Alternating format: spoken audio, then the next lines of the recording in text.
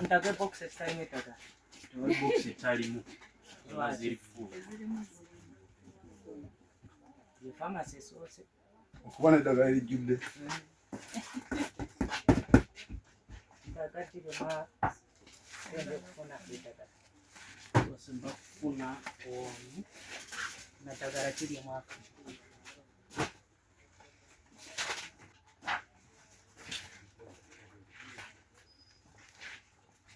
Basemba kufuna onu.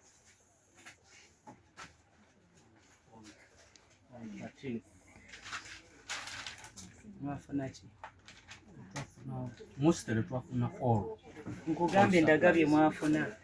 Twafuna condoms. One by one. Yeah, okay. Njagala tugende obindage nti twafuna kino kikino. Okay. Nabagambye tutenikira fulani kiri sibyo njagala. Okay. Most yeah, this is for this year. Then the other one is for last financial year. Mostly all of them twafuna.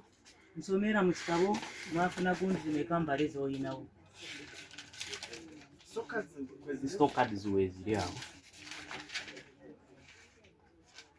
For example, pyridoxine twafuna DTG 50 mg, dolutegravir Mwafuna 50 mg how much? First talk yo omudage we bili mbibale. twafuna Ne ba patients abakalitwala. twafuna 685. That is DTG 50 mg. Iri at clinic. Did them. Kati Njagala nesinga wale eddagala lye wafuna. Nguzi tutera kusaba. Ndaga eddagala lye wafuna.